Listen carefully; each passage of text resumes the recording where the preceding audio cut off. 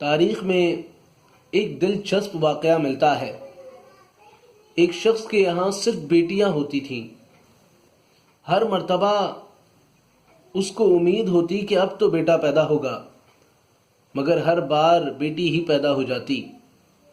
اس طرح اس کے گھر یکے بعد دیگر 6 بیٹیاں ہو گئیں۔ اس کی بیوی کے یہاں پھر ولادت متوقع تھی، اور وہ اب ڈر رہا تھا کہیں پھر لڑکی پیدا نہ ہو جائے۔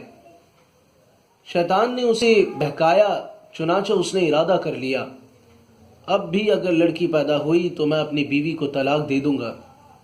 اس کی غلط فہمی تو دیکھیں، بھلا اس میں بیوی کا کیا قصور تھا؟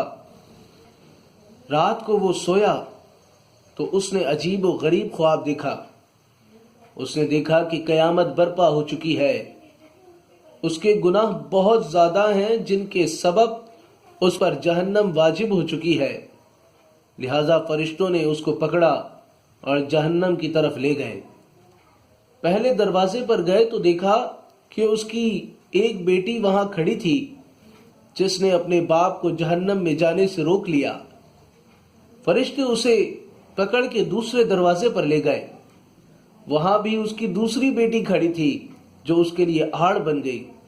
اب تیسرے دروازے پر پہنچے، وہاں تیسری لڑکی کھڑی تھی جو رکاوٹ بن گئی۔ اس طرح فرشتے جس دروازے پر اس کو لے جاتے، وہاں اس کی ایک بیٹی کھڑی ہوتی جو اس کا دفاع کرتی اور جہنم میں جانے سے روک دیتی۔ غرض یہ کہ فرشتے اسے جہنم کے 6 دروازوں پر لے گئے، مگر ہر دروازے پر اس کی کوئی نہ کوئی بیٹی رکاوٹ بنتی چلی گئی۔ اب 7واں دروازہ باقی تھا۔ فرشتے اس کو لے کر اس دروازے کی طرف چل دیے۔ اس کی گھبراہٹ طاری ہوئی کہ اس دروازے پر میرے لیے رکاوٹ کون بنے گا۔ اسے معلوم ہو گیا کہ جو نیت اس نے کی تھی وہ غلط تھی۔ وہ شیطان کے بہکاوے میں آ گیا تھا۔ انتہائی پریشانی اور خوف و دہشت کے عالم میں اس کی آنکھ کھل چکی۔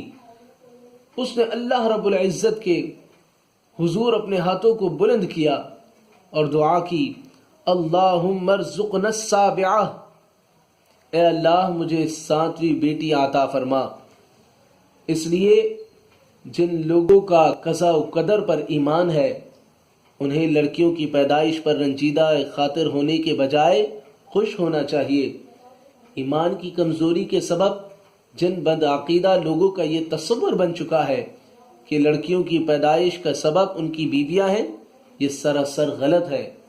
اس میں بیویوں کا یا خود ان کا کوئی عمل دخل نہیں ہے، بلکہ میاں بیوی تو صرف ایک ذریعہ ہے۔ پیدا کرنے والی ہستی تو صرف اللہ وحدہ لا شریک کی ہے۔